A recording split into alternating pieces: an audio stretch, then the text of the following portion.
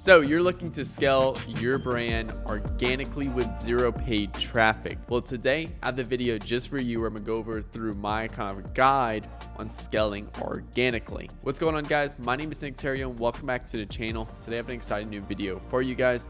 Really happy to help you guys out with more of kind of my organic scaling methods and some of the methodology that I personally use. And I'm happy to go through full kind of in-depth analysis of this. Before we get started, make sure you hit the like button and hit that subscribe button for new videos every Monday, Wednesday, and Friday. That being said, let's dive into the video. So scaling organically, full guide. Who specifically is this for? For e-com brands, lead gen brands, info product brands, personal brands, multi-level marketing, anyone who has something to sell online. I'm gonna give you guys full of the type of content and stuff like that you guys need to create in this video. And just give you a little case study really quick, kind of why I'm kind of credible to even specifically teach this. I have a YouTube channel that, took from 0 to almost 10K subscribers within 2 years, over 600K plus views, done around 800,000 in sales organically through my YouTube channel. So for my agency, that's clients working with me through my YouTube videos and stuff like that. And I've consulted with other brands and variety of other spaces, and I've helped them as well grow their organic following as well. So again, I'm a paid ad specialist, but also do have some knowledge when it comes down to the organic side. And yes, you should be doing this even if you're already running paid traffic, because all this is going to do is simply amplify your paid traffic. You're crushing organically and you're running ads. I mean, it's gonna boom, that's gonna blow up your business. So to give you guys a little story time of why I'm specifically making this video. I'm in the process right now, currently purchasing a condo, house, things like that. And I was talking to my realtor friend the other day, and he was like, hey, I want to start posting more online. And he started talking about all these content ideas and stuff like that. And he started posting a few videos in that aspect right there. The problem though was he wasn't really posting content that me as a first-time purchaser would enjoy, and he was posting content that was relative to him as being a realtor and what his realtor friends enjoys. And this is the big problem I see that a lot of people who are posting organic content make, is they're posting content that doesn't attract the right type of audience they're looking for. And the content that resonated with me was, example, average down payment needed, what documents I need to get sorted, how to see if I'm getting a good deal or a bad deal, what should I look out for as a first-time home buyer. So those are the type of content I would enjoy, but he was making content around like, what's it like to be in the day in the life of a realtor, when clients send you this, and like it was like just references to realtor culture in that aspect right there. So I really wanted to stop focusing or show you guys to stop creating content to create, or like stop creating content just to create content, and create content that's like, hey, your friends enjoy it, but create content with the intentions of, attracting and resonating with your ideal customer, that aspect right there. And the goal of the content is to entertain plus educate people on the products you sell. So I create these videos to you guys that, talk about these big case studies and stuff like that. And I educate you guys and entertain with you guys in that aspect right there. But I also sell my agency when you watch those big case study videos on my YouTube channel. Next thing is it positions you as an authority. So even though you're running a lot of Facebook ads and stuff like that, all this paid traffic and everything, also having a large organic following helps position you as an authority. If you have a following, 100,000 followers on your Instagram, and you reach out to someone, more likely to engage with you and, respect you than say someone who has 10,000 followers. And honestly, that's just the modern digital age now. Followers and followings have turned into monetary values, and that's just something you need nowadays in that aspect right there. Secondly, if you do have a large following, it helps position you as an authority. You guys are more likely to trust me for Facebook ad advice than someone who has 10 followers, 10 subscribers on Instagram or YouTube, in that aspect right there. And that's because I've positioned myself as an authority in a specific niche. Next thing, content types. What type of content types do you need to be pushing, and the different type of content types that we leverage in 2022. So you have two different types of content. You have content that gets pushed in front of people.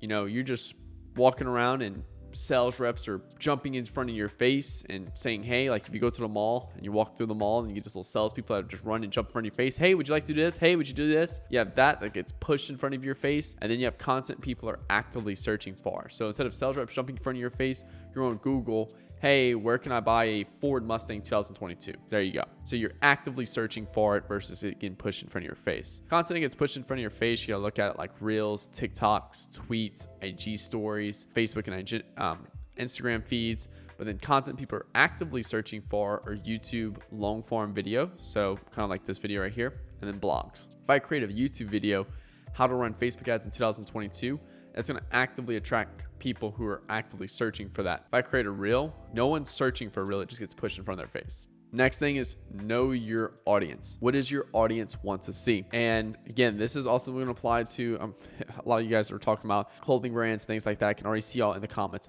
Well, how does this apply to a clothing brand? Well, we'll see that in a second. So things that I like to look at when understanding your audience is environments plus the character that's telling your story they resonate with. So for example, if you're selling a fitness program and you're in the environment of, I don't know, the jungle, and the character that's telling the story is someone who is overweight, and it's like that doesn't really resonate with the person that they want to become, the ideal audience. Next thing is you need to use slang your audience resonates with. One of our first clothing brands we really blew up, their ad copy was substantially always better than ours every time we would write it, because they knew the exact slang, and we improved over time. And this is one of our first clients ever. But they used a lot of really good slang that was very specific to their audience. So keywords, slang, things like that they resonate with. What's the main desire? So the main desire, a lot of you guys who watch my channel, is to scale your business profitably. All right. That's the main desire. And why do you have that desire? Maybe it's because you want to buy a Lambo. Maybe it's because you want to retire. Maybe it's because you want to, sit back and relax and not have to, escape the 9 to 5. So there's different things like that. But your main desire is, I want to scale my business profitable. So all my content needs to reflect that. Next thing is, what is the awareness to the problem? So for example, this is just an example right here. For if I wanted to make a video around a problem of advertisers do not know how to position their Facebook ads to perform well. So the solution to that is, here's how to use market sophistication. Very little people would search for how to use market sophistication for Facebook ads. Okay. No one would be searching for that. So it would get very low performance, even though it's a very valuable video. So I need to title it specifically to something that's more helping people go from unaware to the problem. So they're unaware to it, but so I use the main desire of how we grow brands profitably. So here's how we did $400,000 in 30 days with Facebook ads using this one trick. I'm gonna get substantially more views on it because I'm leveraging the desire that people have, and I'm also selling them kind of the unique mechanism that we used, which was market sophistication in that aspect right there. So really know your audience, know where they're at to the problem and solution and things like that you sell. Their main desire. Again, if you're a clothing brand, okay, cool. What does people want to see from clothing? Obviously, their main desire is to look good and feel good. Then I'm going to create a lot of content of people looking good and feeling good on Instagram. I'm going to also show off the environment that we recommend wearing those those clothes at. So if it's the city, cool. I'm going to show off a lot of city vibes. The character is, hey, maybe this clothing brand's for people who are overweight. Then I'm not going to show a bunch of people ripped and the stuff like that in it. I'm gonna show people who are a little bit heavier set. Okay. So it just depends for the content. Next thing is content to start creating first. So your first objective is to actually start going leverage and creating content now that you know these key things about your audience. And the first thing I would recommend you guys doing is identifying 5 brands / public figures in your space that has a large following with lots of content. So go look at Instagram, go look at YouTube, and go look at TikTok, and just figure out who's the 5 key players in your space that's regularly putting out content. Okay. And that's going to help you identify the next thing, which is what's their main channel. So if you know these 5 brands are all on Instagram and they don't really push TikTok or YouTube, cool. Let's just leverage their Instagram for right now. Next thing is, what are the 5 to 6 types of content that is common amongst those 5 brands? So the next objective there is to figure out what's the common content types. So for example, my YouTube channel, I have case studies. I have ad reviews where I review ads. I have tutorials on like Facebook itself. I have another set of content where I talk more about marketing fundamentals. So figure out the types of content that they work with. So for example, if it's at a gym clothing brand, maybe there's some content of guys and girls working out in the gym and also showing off the workouts. Maybe it's style guides. They're showing off different gym outfits they wear.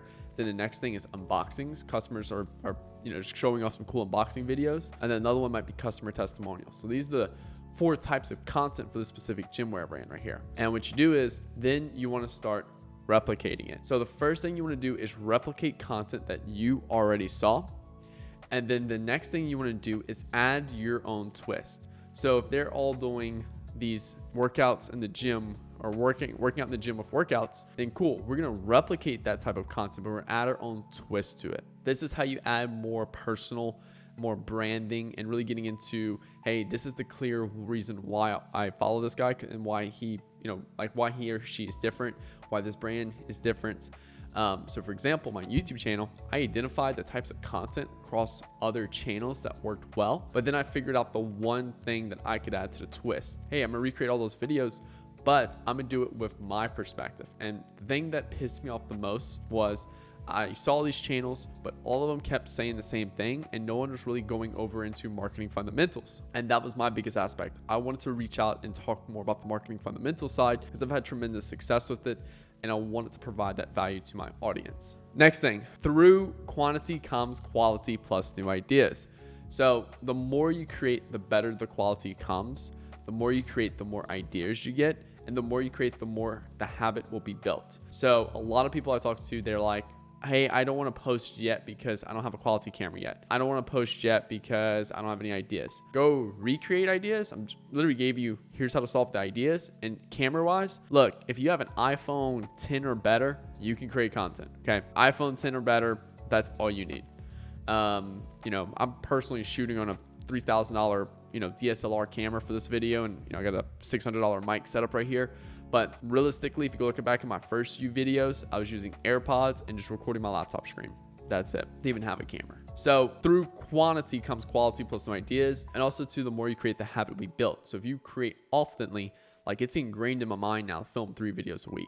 I don't even question it now. It's a super high priority for me. Next thing, secret strategy to improve engagement.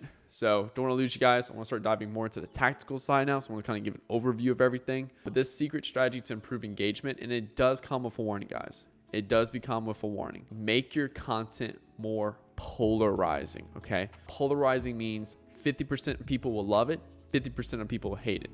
I find that I'm probably not doing the best job at making my content polarizing because roughly I get 100% likes on every single video.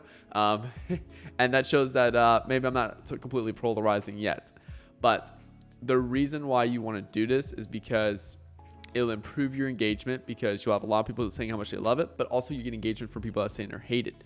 Facebook and Instagram and Twitter, YouTube, like all these algorithms just see the engagement and seeing a lot of people engaging with it, which pushes to get it more reach. For example, Andrew Tate, he did an amazing job with monetizing positive and negative engagement because he was very polarizing. And due to him being polarizing, it improved his reach.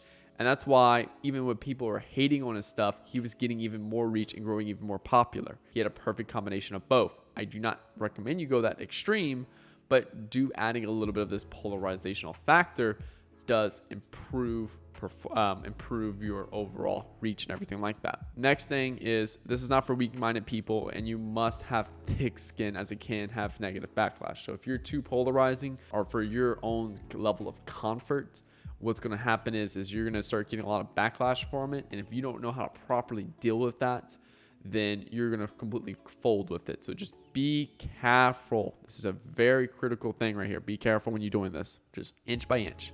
Push a little bit every time. Next thing, channels, what time to post. This is some elementary level style, I guess, content right here.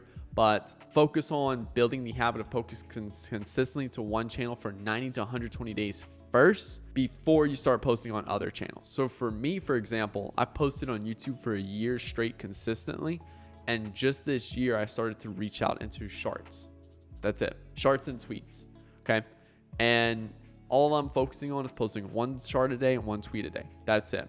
I'm building the habits of it. For YouTube, it's ingrained in my mind, 3 videos a week, no big deal. And then obviously, as you expand your content, for me, for my shorts and my tweets, they all stem from my YouTube videos.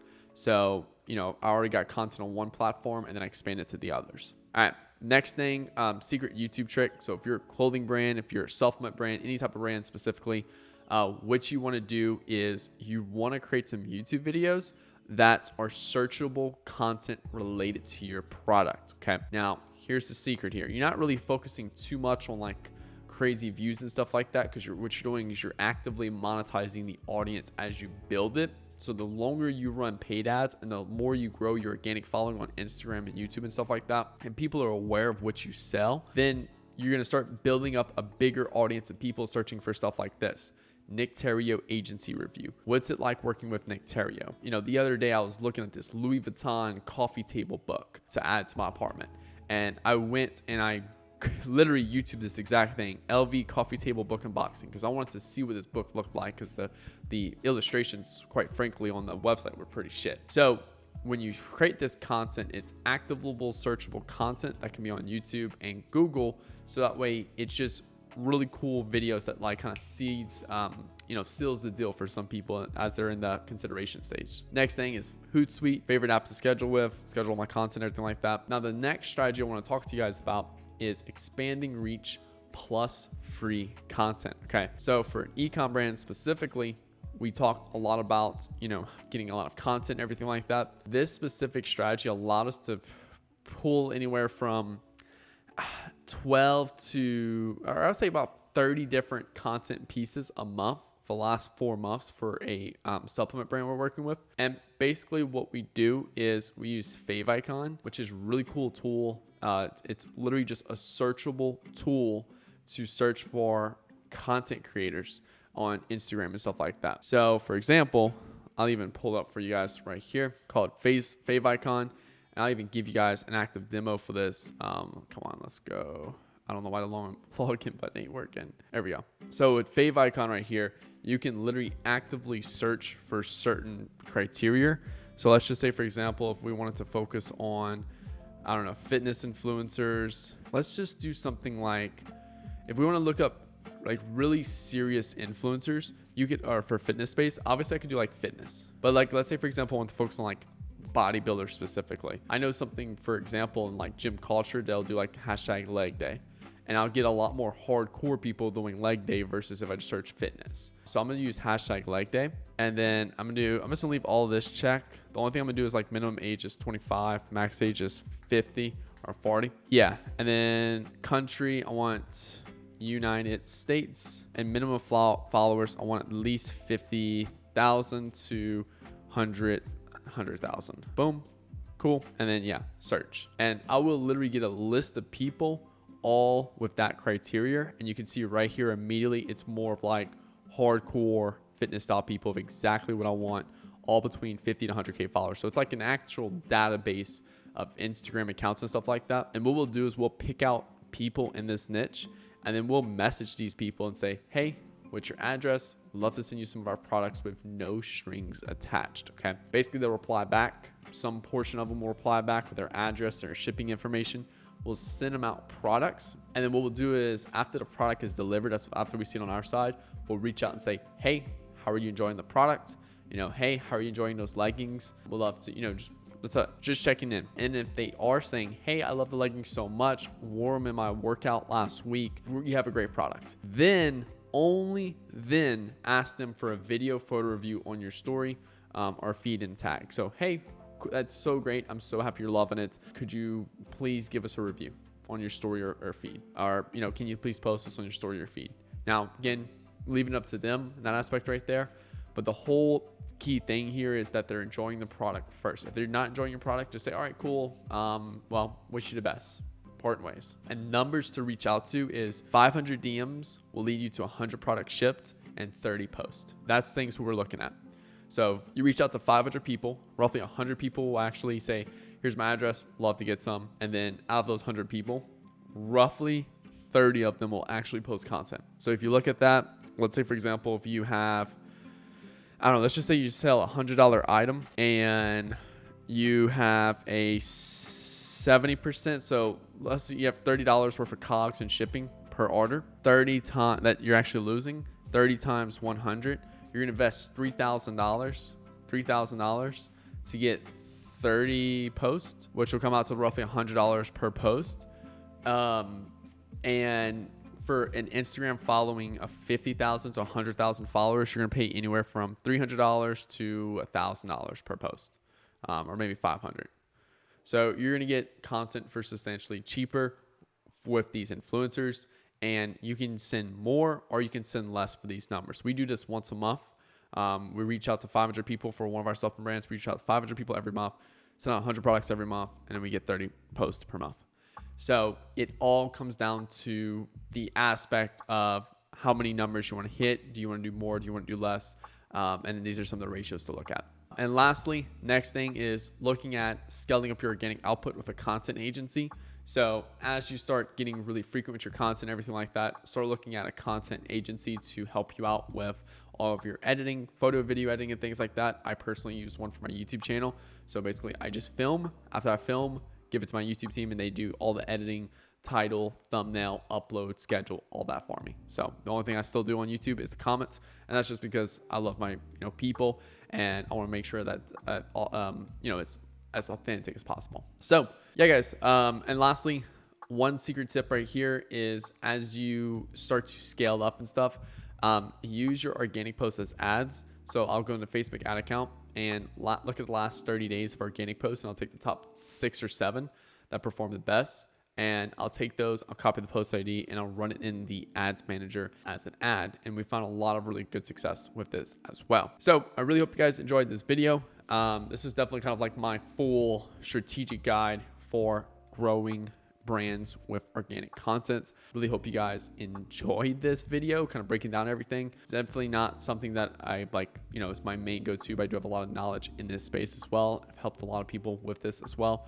So I just thought I'd share you guys kind of another alternative strategy to paid advertising. Thank you guys so much for watching the channel or this video. And if you're a business owner doing anywhere from 50 to 100K plus a month in revenue, we'd love to hop on a call with me and my team. We'll do a strategy session together. And after that strategy session, we can give you a clear, hey, think you're a good fit to work with this or not, for our agency, where we've helped a lot of other brands, 3x, 5x, even 15x their monthly ad spend profitable with their business. So again, click the link below to book that call. Make sure you hit the like button, hit that subscribe button for new videos every Monday, Wednesday, and Friday. Again, my name is Nick Theriot. Talk to you guys later. Peace.